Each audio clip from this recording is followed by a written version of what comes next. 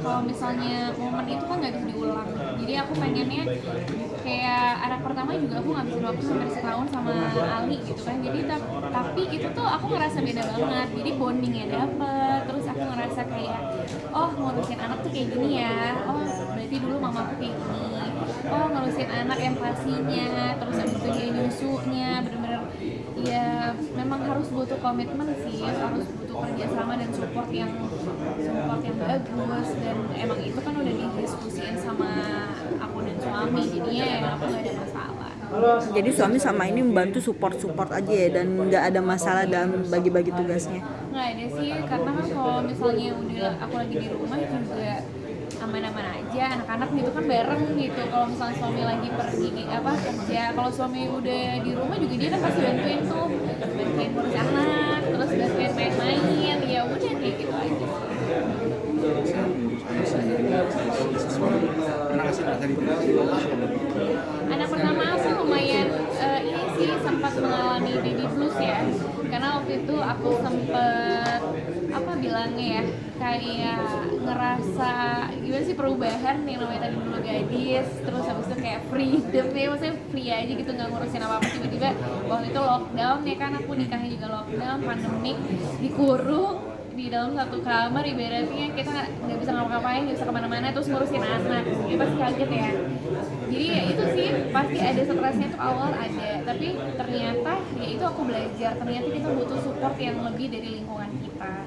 Jadi mama akhirnya mensupport aku, ngasih tahu segala macam. Suami pun dia membantu aku akhirnya, oh gini, karena kan dia juga maksudnya awam ya, hal-hal kayak gitu juga dia nggak tahu. Jadi ya kita sebagai orang tua memang kita harus butuh banget yang namanya parenting, butuh banget yang namanya belajar, karena kayaknya mau setua apapun orang tua dia masih butuh ilmu untuk ngajarin anak-anaknya, meskipun anak-anaknya ini gitu sih kurang lebih.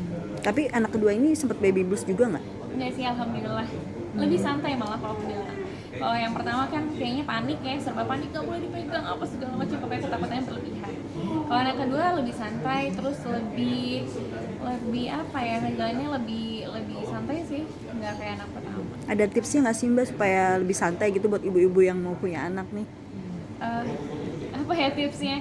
Tipsnya mungkin lebih ini sih, lebih harus membangun komunikasi, kalau aku bilang ya, antar pasangan dan lingkungan sekitar. Kadang kita suka nggak enakan sama orang, jadi kita kayak iya aja. Nah itu yang aku terjadi di anak pertama, jadi aku tuh nggak enakan kalau anak aku dipegang tapi aku obatin sendiri. Terus apalagi waktu itu zaman pandemik ya, jadi kalau misalnya memang kita ngerasa itu memang baik untuk kita dan anak ya harus bilang gitu. Jadi jangan nggak enakan, dan dengan bahasa yang baik, kayak misalnya kayak kemarin juga, jangan cubit ya pipinya, maaf ya gitu kan. Itu kan maksudnya itu mengurangi beban kita ya, kadang kita tuh terlalu banyak gak enakan, akhirnya diri kitanya yang jadi stres gitu kalau aku.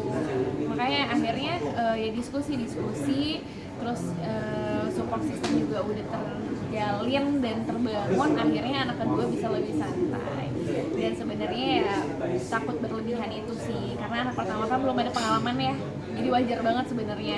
Pas anak kedua aku, oh iya anak pertama dulu gini, anak pertama dulu gini, oh ya udah anak kedua berarti gini, jadi ritmenya udah ketahuan gitu kalau aku. Walaupun sebenarnya beda-beda ya, maksudnya kalau ngidam dan segala macam, bukan ngidam sih, maksudnya proses kehamilannya kan beda-beda pasti, nggak mungkin sama. Lebih experience lah yang kedua ya. Hah?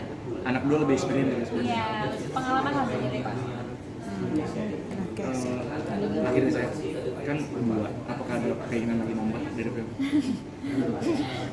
Insya Allah, kalau misalnya aku sih tidak membatasi, suami juga enggak, saya dikasihnya